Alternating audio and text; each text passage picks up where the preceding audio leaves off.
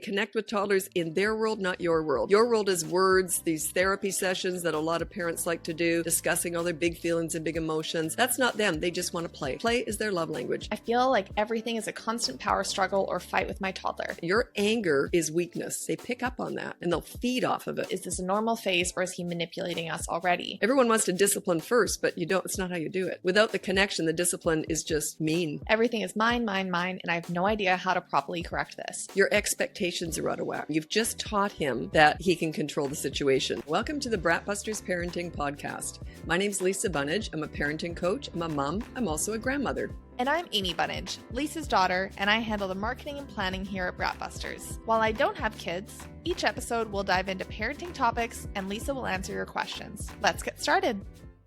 Welcome back. What are we talking about today, sweetie? Okay, today's topic is toddlers pushing your boundaries. Ugh. And we're going to be doing actionable tips because that was your reaction to toddlers pushing your boundaries. I hate it. I hate talking about toddlers, to be honest, because I can get the best results with older kids. So whenever we talk about toddlers, it's like, we can try this, but it's going to take a long time. So the results are slower. Toddlers learn slower. They don't learn overnight. You might have to repeat something 100 times. So that's why I don't like talking about them, because the results are so slow and it's less satisfying for me as a coach. That's why it's a selfish thing. Yeah, I'm the one, though, who reads the comments, and we've asked the audience topics that they'd like, and this is something that comes up time and time again. And from the reviews, I mean, I look at a lot of them online, and people are looking for actionable steps. So I'm going to make sure we have 10 different scenarios here. I'm going to make sure that we have an actionable step for each one. Okay, well, I'm happy with that because I like coaching with toddlers because then I can tell them exactly what to do. So yeah, I like that. Okay. Yeah, and we know that a lot of you are parenting toddlers, like a lot of the questions. There's even a lot of repeats, which is good because hopefully these questions will be applicable to more than just one person. You had a hard time getting that word out, didn't you? I did. You were going to say appropriate, applicable. Well, I'm talking for more than 10 seconds at a time right now, so I feel a little... She doesn't like being in front of the camera, being in front of the mic. Okay, so it's going to be a little bit more of like a rapid fire. Also, if you're a parent of a toddler, I'm assuming you are short on time. So we do add chapters to these episodes. So we have a ton of questions. There's like not listening, toy rotation, power struggles, bedtime battles, potty training. If you want to skip to your question because you're short on time, feel free to. I think that was everything else. Do you want to talk maybe just your top 5 tips for parenting toddlers to start? Okay, good way to start. These are my top 5 tips for parenting toddlers. That's the discovery age. A toddler to me is 16 to 35 months, just the way I break it down. Number 1, child-proof your home so you never have to say no. Just to clarify, there's nothing wrong with saying no, but you just want to say it less. You want less negativity in the house. So if you have something that they get into all the time, I'd get rid of it or put it up high where they can't touch it, or set up a boundary, whatever, like a fence or something. Number 2, set up a toy rotation system so they're never bored. Just to clarify, it's okay for them to be bored sometimes, but they're less likely to be bored. They're more likely to focus if you're rotating toys every week because they get overstimulated by having everything in front of them. Okay, plus it's harder to get them to clean up their area. Say, okay, let's pack up the toys, then we can go have lunch. And they're more likely to do it if there's only 5 toys. Number 3, connect with toddlers in their world, not your world. Your world is words, these therapy sessions that a lot of parents like to do, discussing all their big feelings and big emotions. That's not them. They just want to play. Play is their love language. They love it. Okay, number 4, discipline toddlers in their world. Same thing. Stop with all these mini therapy sessions, discussing all feel. They don't want to get into all that stuff. It's not their world. They're not there yet. But you use consistent corrective actions. Toddlers are all about actions. Plus, they're right in the moment. You can't do an action 5 minutes later after they've done something naughty. You have to be right in the moment. So pick your battles, sort of deal with one thing that you want to correct one week, then go on to another. They will regress back and forth a little bit. But yeah, it might take 100 times. Repetition. Toddlers don't learn the first time. They learn the 100th or whatever time. Number 5, stop trying to figure them out. Toddlers are not figure-outable. They're brand new, fresh human beings. They're just forming. They've got one marble and some tumbleweed upstairs. And they're cute as a button. But imagine if you've only been in the world for 2 years, and the first of those years you were a potato laying on a mattress. Like, they're just forming. The world is a new place for them. They're discovering their bodies, how they can get into things. They're also starting to discover their own power. If they say no and you get upset, power right there. If you don't get upset, no power. They pick up on that. They pick up on your energy. If you get upset, they just won. Okay. You want to get Okay. into it? I have no idea what she does with all this stuff. So she said, "Oh, I'm doing something different today." And I'm like, okay. It's more just it's going to be the actionable steps. And I think it's going to be a little bit more rapid fire because usually you don't go as in depth with the toddler ones because there is more of like an action that you can have. Yeah. And you know, I like being put on the spot. So rapid fire, I love that. You know what's ironic? Because this is probably going to be, you're going to go on and elaborate about these toddler Or do you want things. me to just go quick, do you? No, no, no. You said rapid fire. The word rapid in means quick. Or is the question rapid fire or is my answer rapid fire? Your answer. My answer is rapid fire. Oh, God. The pressure. Okay. What if I feel a rant coming on? Am I allowed to let it fly? You can let it fly. Oh, God. We have had some comments urging me to not edit out the rants. Yes, So I worry that she does because I have no filter. I just say what I'm thinking. And she always thinks before she speaks. So we're very different that way. But I think she's learning. She can't edit me because I can't, I don't know. Let it fly. Just let it fly. I can't, the reason I have no filter is I'm not concerned that I'm going to say something awful. You know what I mean? Like I'm just saying what I'm thinking and my life skills and all my experience and wisdom. I'm just speaking from all that. I think I'm a decent person. If I do let something fly that maybe I shouldn't, let it out there anyway. Who cares? I'm not perfect. Nobody is. I don't mind showing that I'm not perfect. Not that you didn't know that already.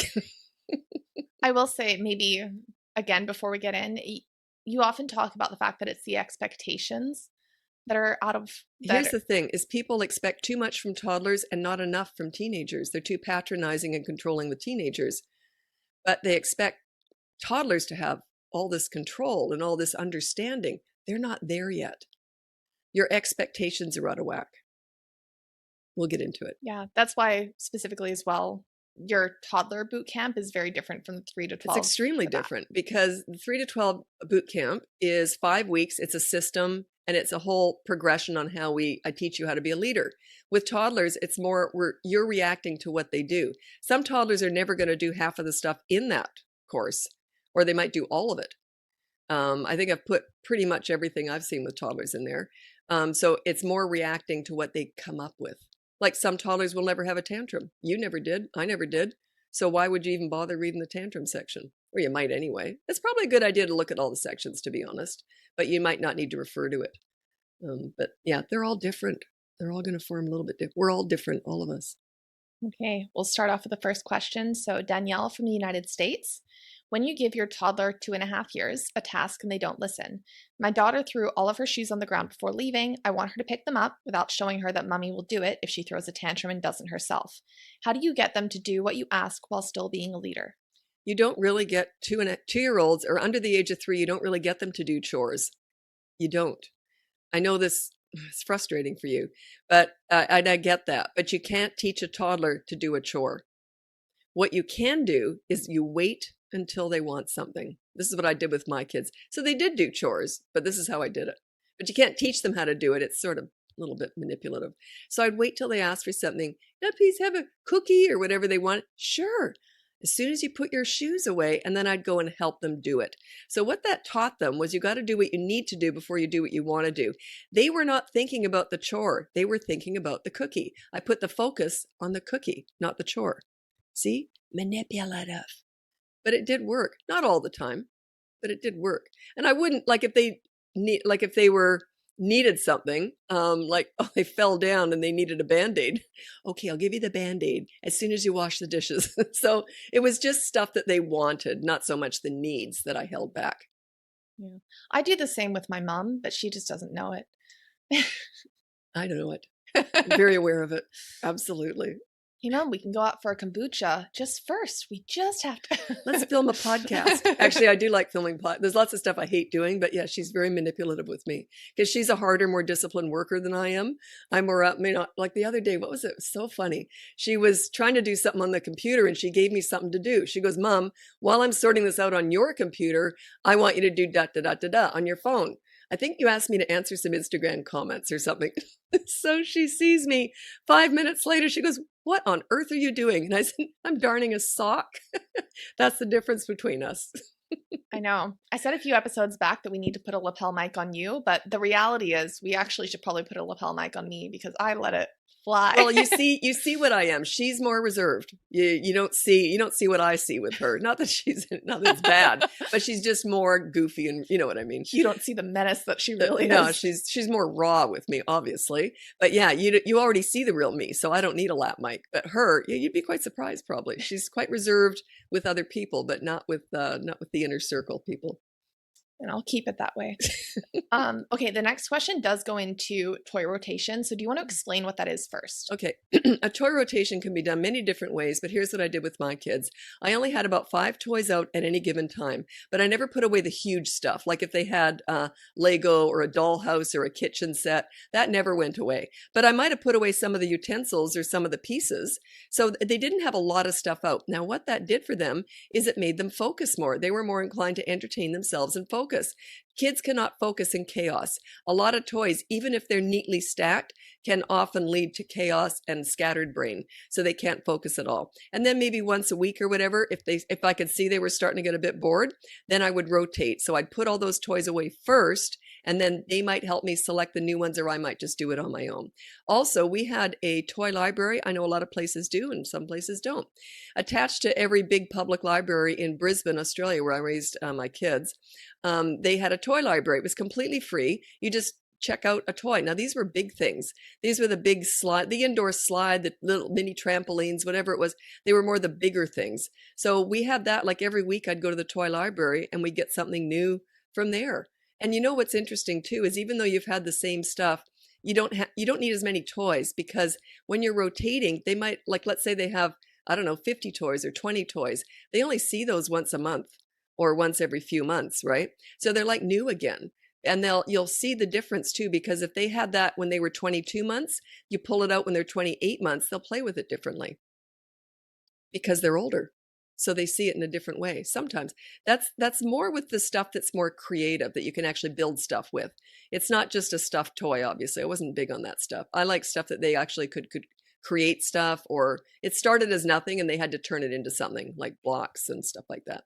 My granddaughter, every time I go out there, I see some new toy there. Anyway, they had those magnet tiles. Well, you should have seen Grandma building the tower. I thought it was fantastic. My kids never had that. So I was excited. So maybe they'll rotate toys for me too. So I get more excited every time I go out there and play. You need a toy rotation system. I do. I'm like a little kid. I am very childlike in a lot of ways. So I can relate to kids very well, because I kept a lot of that. I often say I'm a 64-year-old toddler, but what did you call me? You said, no, you're not, because you're not immature, but you have that real sense of wonder. I do. I get very excited over things. So when I saw those magnet tiles, I pushed my granddaughter out of the way. Get out of the way. I'm going to go. I'm sure you didn't, but whatever. Okay. Some people might take that literally. That's okay. They're not going to like me anyway if they're going to take that literally. So. Valid. Okay, so Holly from the United Kingdom.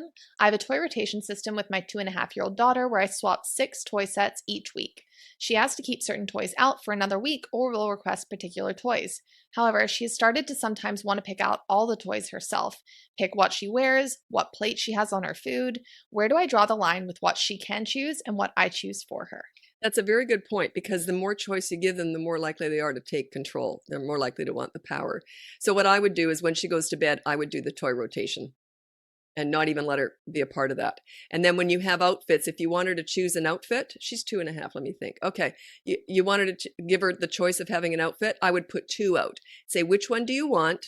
Okay, and then just have 2. But she's just basically, what happens is they don't care what they wear. They probably don't even care what toys they have. They just get into this control cycle. And they think, okay, now I can control the toys. Now I can control what I wear. What's next? Okay. That's what they do. And it's normal. Think about it. If you started feeling powerful, wouldn't you kind of go down that path? You lean into it. Oh, yeah. And I mean, my kids had a lot of choice in when we were playing. They were always in charge of the play. And I always played in their world, so they felt powerful. Not powerful, what would be a word for that? They felt like they mattered. So they very much were in charge of the play, and I followed them when we were playing. But the rest of the time, I chose what they wore, I chose what they ate, I chose the toys that were coming out of toy rotation, stuff like that. But if there was something that was really favorite and they asked me to keep it out, I would have kept that. If they were still playing with it, I would have kept it out. Yeah, I would say it gave me a sense of autonomy. And it was like the stuff that I really cared about, I got to choose. Is kind of how it felt. Like I didn't, at the end of the day at 2, I don't remember really caring about what I wore, but I really did care about the play, I would assume. I would argue that most 2-year-olds don't give a hoot what they're wearing. They just care that they're controlling you. They might, but there's some exceptions. But overall, from my experience working with parents and the 2-year-old is fighting over what they wear, they don't give a hoot what they're wearing. Now, do I really remember 2? No, I don't. But I remember something at 2. Yeah. okay. But not much at all. Yeah. Okay, so the third question is Valeria from France. I have a 16-month-old boy right now. Every time his dad tries to put him to bed or respond to him when he cries at night, he gets very upset and cries, screams mom, and refuses to calm down. After 5 to 10 minutes of this, my husband usually calls for me to come and calm the baby. At 16 months old, is this a normal phase or is he manipulating us already? How to approach this? We let the baby cry in dad's arms until he understands that he is safe with him. He already knows he's safe. It's not a safety thing. It's a preference. So now that's up to you. If you want to be the one to put him to bed every single night, then just do it and avoid the whole scene. The problem is that when he started crying for mom, after you said 5 minutes, mom will come in. You've just taught him that he can control the situation. So if dad's going to put him to bed, don't come in, mom. Don't do it, because he's going to learn. I'll tell you an example. My kids were about 2, or one of them was, and I remember hearing their dad was giving them a bath. And I remember hearing, I want mommy. And I yelled out. I don't yell, but I yelled out because they had to hear it. And I said, well, you're stuck with dad, so deal with it. And they knew by my tone of voice, and they just did. They never said another word. And then the next time, it was the same kid, probably a week later, did the same thing. And then I heard dad say, well, you're stuck with me, so deal with it. And they just stopped. That was it. So they learned that they can't control that. Whoever starts giving them a bath is going to finish giving them a bath. Whoever starts getting them ready for bed is going to finish getting them ready to bed or into bed. So yeah, you decide who's going to do it. And it is control, but it might be a preference, but it's not a need. And I will argue that they feel safe with dad. It's not a safety issue. I don't think they're worried that dad's going to harm them or anything. So I would argue that one. Yeah. It's like you knew that your parents mean business. I was well, you're stuck with dad, so deal with that tone of voice that, oops, okay, never mind. Just stop right away, and they were happy. Okay, so we have Meredith from the United States, 2.5-year-old girl. I feel like everything is a constant power struggle or fight with my toddler.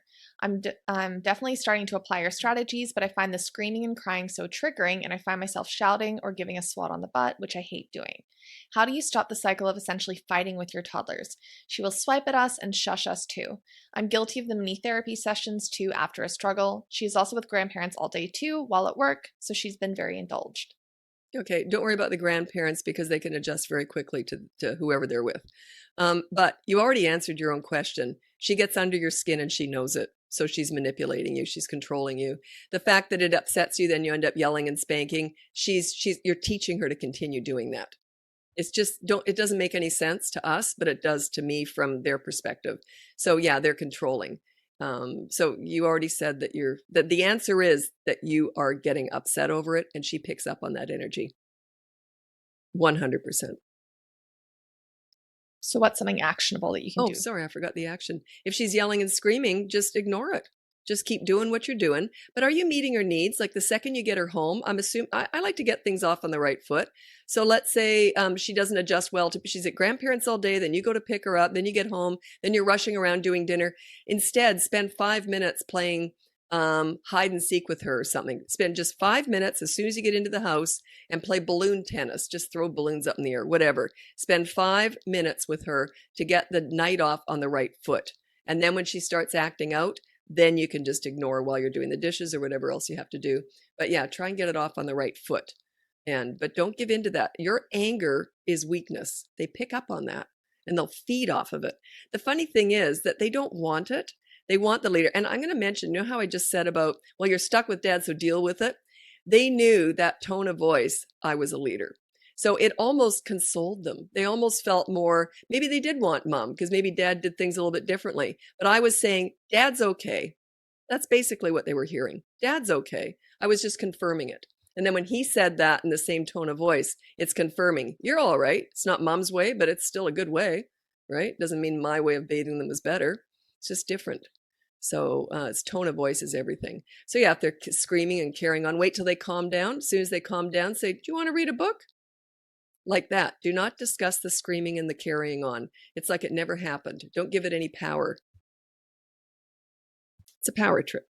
And 3 is the fork in the road. If you don't get a handle on this now, when they turn 3, it's almost like they stop and think, wait a minute, you don't know what you're doing. I'm going to take control. They either get easier or they get more difficult or just the same. Like not all kids are going to, be challenging. So think about 3 is the fork in the road. They stop and think, do you know what you're doing or am I going to take charge? And often parents say they were just fine until they turned 3. They were watching you. They knew you didn't know what you were doing. They knew that you were afraid of them. They knew you were giving in. So they took over. They don't all do that, but 3 is when they stop and think. It's almost on their 3rd birthday. They do this. It's really weird. As they're blowing out the candles on their cake. Yeah, I'm in charge. Just you wait. I'm glad that you mentioned the connection part, because I think that's a big part of what you teach. Well, because you're setting it off on the right foot. And I talk a lot about how, everyone thinks that, well, I have to spend this quality time, so I'm going to set a time between 6 and 6:30. Kids don't operate like that. When I was cooking, I was singing. When we were driving, I'd play I Spy with them. I was sort of always connecting, even if I was doing something else. And then when I would say, scram, I want some no kid time so I can write to grandma or whatever, they would scram happily because I'd already filled up their love cup. You got to fill that up first. If you're not, their need is fun. Their need is connection. If you're not doing that, then there's going to be trouble. Trouble. Connection comes before discipline. Everyone wants to discipline first, but you don't. It's not how you do it. You connect first, and then you can discipline. Okay. I don't say that enough, do I? You connect first, and then you discipline. Without the connection, the discipline is just mean. That's a tricky one. That might be a whole other episode because if your kid is acting out in the moment, it's like, no, what but do you do? That's right. In the moment, you've got to deal with it. But then as soon as they calm down, do you want to go read a book? The connection. That is your main goal with kids, is connecting with them. That is how you're going to sail through the teen years. The connection.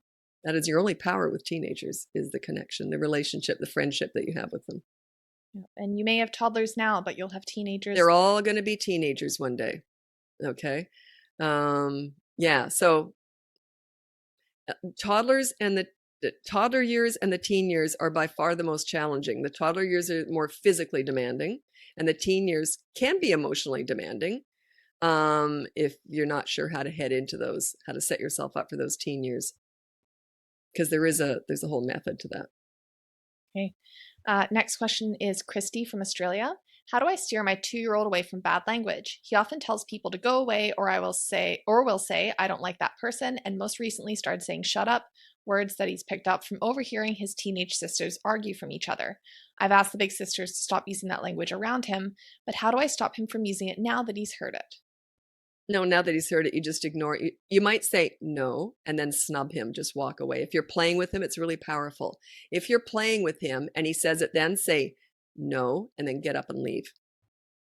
So play is it's really good leverage. The connection is great leverage because if you are playing with him, boy, he doesn't want to lose that. So yeah, you just got to snub him a little bit. But you can't snub him if you're not playing with him or connecting with him anyway. You're snubbing him all the time if you're not connected. See what I mean? See why that relationship with your kid is so important? Because when I was working with kids, all I had was my relationship with those kids I was working with. I couldn't ban them from TV or anything. I was just in a classroom helping out the teacher with them. So, but my connection was my power with them. They liked fun, Lisa. They liked the fact that I made them feel good and we were having fun, right? But if they did anything I didn't like, I'd say, oh, that wasn't huge on what you just did. I'll tell you what, I'm just going to go quiet for 30 seconds, okay? That's how I did it. You don't do that with your own kids. But I was connecting for the whole hour I was with those kids. So my connection was my power with those kids. They didn't want to lose that. I earned that. I worked for that. You got to earn that. But anyway.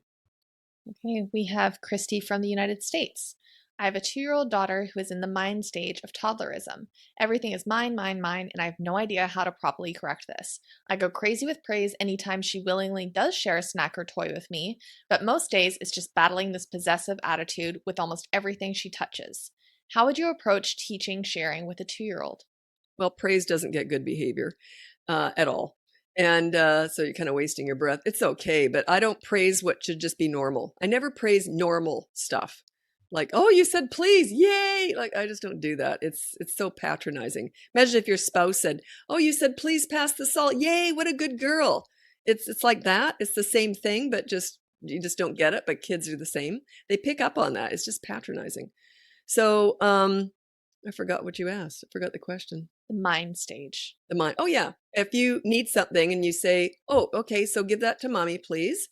And they say, "Mine." I just take it. I don't know. Don't discuss it. I just take it. Mine. No, no, it's mine. And I take it.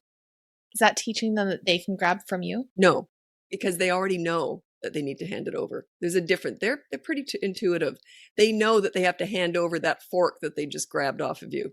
You know, it's usually stuff like that. But if it is a toy, they have to stop playing, they understand that they have to give it up because you have to go. They will connect the dots. But if they do grab something off someone else, you say no. They can already pick the difference. So if they grab something off someone else, you say no, and you hand it back to that other person. They connect the dots. They just do. They're way smarter than we think they are, but in a very physical, repetitive way. They understand when you say something has to happen, you're going to make it happen.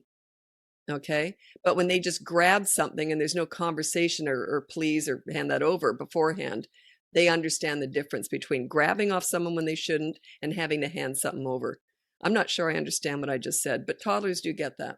Is it the idea, because with leadership parenting, you always talk about being fair and reasonable? Is it your toddler's not thinking, well, my mom is so fair and reasonable, but is it that idea that because you've approached everything like that, they get it? Because you've got to be consistent. I am consistent with kids.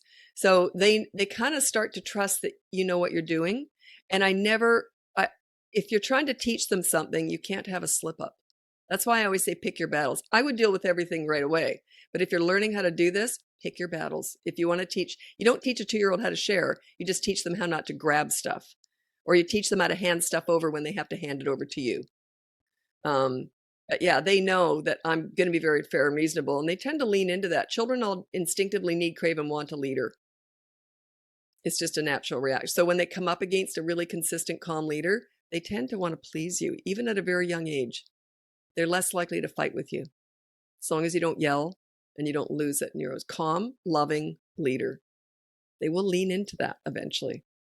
They're going to put up a bit of a stink, bit of a power struggle in the meantime, but that's your job as the calm, loving leader to show them that you're in charge. They're not. But you play a lot with them. Play is their love language, not praise. Praise is not their love language. They really don't give a hoot about it. It's okay, but you can do it, but it's not. It's not what builds self-esteem, and it's not what gets good behavior at all. Okay, we have Lisa from the United States. My 2.5-year-old is mostly toilet trained, but has lately been wetting her pants frequently, 3 times a day sometimes, and taking off her pants to pee on the floor in the house. This does not occur when my husband is home with her and usually happens when I'm nursing my 7-month-old. I can tell it's likely attention seeking. So how can I divide my attention better in order to prevent this from happening? Well, the thing with potty training and stuff like that is you never can treat it as bad behavior because it's a bodily function. It can kind of mess them up if you start treating it like bad behavior. But I would put her on the potty. I would use the treat system, and I don't it's temporary, but I would use it right now and say, I'll tell you what, if you pee right before I breastfeed, then I'll give you a chocolate chip. Okay. I would use bribery basically with that temporarily, see how it goes, because she already knows how not to do it. And if she's doing it, you know what? If it's that bad, I would sit a potty beside while I'm potty training. And I would give her the treat if she pees while I'm potty training too. Or, if she pees in that little potty. But yeah, I would use incentive with that. I would use reward, bribery, whatever you want to call it. Reward is more when they do something good. So I got an itchy back. Reward is more reward or incentive is encouraging good behavior. Bribery is stopping bad behavior. So it's not really bribery. It's more reward and incentive. So yeah, you go pee while I'm breastfeeding or just before, and you'll get this treat. Give it a go. It's a temporary thing. I don't like doing it, but it often works. So sometimes I'll just teach. It's not the big lesson there, but it might help you out because you're breastfeeding. What are you supposed to do? I'm telling you what might work really fast and effective, but yeah, give it a go. She already knows how not to do it with her dad, so she knows what she's doing. Okay. We have Jenny from the United States. My 2-year-old started acting like a cat while I thought it was imagination play. It's now turned a bit more when he refuses to communicate properly. What's wrong with that? Imagination. I would play into it. I'd probably be a dog and chase them around the house. That's my gut reaction. That's probably what I'd do. It's fantasy. It's go with it. If it goes on till they're 12 years old, I might be worried about it. But for now, go with it. They'll probably get bored. Let's maybe go more into this. Let's say you have company over and they're meowing at all the company. Would you keep it going? Oh no, what if I've got company over there interrupting now? So no, I wouldn't have that. I'd probably say, okay, off you go play over there. And if they keep coming back, then you're just going to have to deal with them. Go sit with them and say, no, you can't come over and interrupt. That's a bigger question. That's a bigger one. Interrupting is different from that, from what we're talking about. If you've got company, you don't want that. You got to give them something to do. So you've got company and you got a 2-year-old meowing at you. I would make sure they have something to do. I'd probably set up Play-Doh or something in the other room. When you have company over is not the time to teach them not to interrupt. You do that when it's just you and your spouse or you and someone else. You don't do it when you have like company over. That's not the time to be giving your kids lessons. But yeah, I'd probably take them somewhere else and have something that they would like playing with that they don't see very often. But yeah, I wouldn't worry about the cat stuff. It's just fantasy. Like I said, if it goes on for a really long time and other people start saying, oh, is there something wrong with your kid? Then maybe you might want to look into it, but there's nothing wrong with fantasy. And you're probably overreacting to it, which is part of the fun for them. Okay. We have Cassie from the United States. My 2.5-year-old and I have a power struggle with brushing her hair and teeth. She wants to do it herself, which I'm glad that she wants to be independent. However, I want to help her do it correctly. Sometimes it ends up being my husband holding her and me brushing her hair or teeth, which I really don't like doing because she's crying and yelling. What do you recommend I do or change with this power struggle? You're not going to like this one. With the teeth, you do have to hold her down and brush your teeth. It's not going to be done well, but you got to be quick with this. I would say time to brush your teeth and then fast get in there and do it. If you hesitate, you look weak. So be all ready for it. Time to brush your teeth and then hold her down. It's not going to be done very well, but you're just teaching her that when you say something's going to happen, you have to follow through with action. Hair brushing. I would be more inclined if it was that big of a battle and if I wasn't a leader and was struggling with it, I'd be more likely to cut her hair in a short bob so it didn't have to be brushed out with knots and everything. I just would. So unless I was a leader, then I wouldn't. Then if you're already a leader, you're leading with the toothbrush, you're leading with other stuff, and the brushing of the hair, I would still force that on her. But if you're going to be doing both, like if you're struggling to do both, I'd probably just cut her hair a little bit shorter so it's easier to brush. Because she might be getting knots in it or something too. But yeah, I wouldn't attempt both maybe because I don't like holding them down and brushing their teeth as it is, and then to hold them down and brush their hair. If it has to be brushed, there's lots of knots in it. See, I think it's kind of mean to do that with too many things. Okay. And it's one hell of an appointment at the hairdresser, by the way. Be prepared. There's specialty hairdressers and barbers that do little kids. I would assume you're being gentle as possible when you're holding them. Well, yeah, of course, but you've got to hold still. You got to hold them still. Okay. I don't remember. It wasn't you kids. I was working with a kid, and I was babysitting. I was a teenager, and I had to brush this kid's teeth, and I can still remember it. And I said, "Oh, okay, time to brush your teeth." No. And as soon as they said that, I was on it. Had their head in a vice grip, brushing their teeth. They were so shocked they didn't even move. The next time I babysat, I said, "Time to brush your teeth." The kid went like this, just gave in. So yeah, but I was fun. They liked me. They trusted me. They felt safe with me. That's the thing. I wouldn't do that as a stranger, by the way. If they didn't know me, I would never do that. This kid knew me, liked me. We were already connected and bonded. I just want to make sure from a safety standpoint that, Well, obviously, you're no. not going to break their neck off. Yeah, of course. Jeez, oh, Lou, Amy. Yeah, you're just holding them still.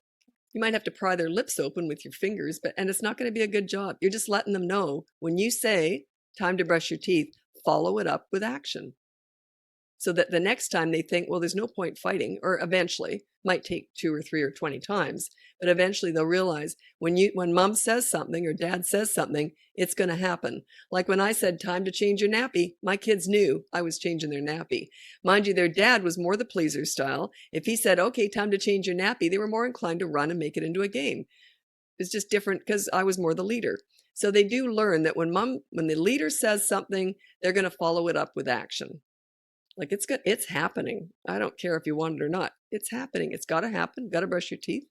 Got to go to bed. It's happening. You talk about incentives sometimes, and as soon as, is this something that you could use for that? You could give it a go, but often, I'll be honest, with teeth brushing and hair brushing, there's something about it. It doesn't matter what incentive you're using, they often won't let you do it anyway. It's a personal thing. You're in their personal space, especially around their head. I have found it doesn't work as well. That's why. It sounds like a good idea. You can give it a go. Say as soon as you brush your teeth, we'll give you a chocolate bar. I mean, you know what I mean? Like, you can't do that. But yeah, I just haven't found it's as effective because of it's the head and it's very invasive and it's just different. Okay, so the final question is Maggie from Germany. I'm quite consistent and haven't yelled since last summer. I try to be playful in everyday situations and enter the toddler's world as much as possible. My toddler needs a lot of attention, likes to have clear boundaries, and loves testing them. Both kids have been more attached to me than their father. I assume it's because I spend more time with them. I think he's more of a natural leader with them because he seems more sure of what he does and why he does it, while I often reflect on things and often also question my parenting. I've noticed that both of my kids, but mostly the toddler, so it's a 2-year-old, 2 year and 10 month, and then a baby who's 10 months, are much more agitated and whiny when they are with me than when they are with their dad or other people. They could, for instance, also be having a nice time with dad and playing quietly in harmony, and as soon as I enter the room, they become activated in this way. Suddenly, the toddler starts crying or whining or being defiant. She wants to be with me and have all of my attention. Do you have any idea why that could be? The kids go to daycare 3 to 4 days a week. So there was a little bit more, but that was. Well, what do they like at daycare? Does she say? Okay. It's because you're the pleaser parent. They think they can control you. It's a bit of a power trip. And they like the fact that they can get under your skin. You already said that you second guess yourself. They pick up on that energy.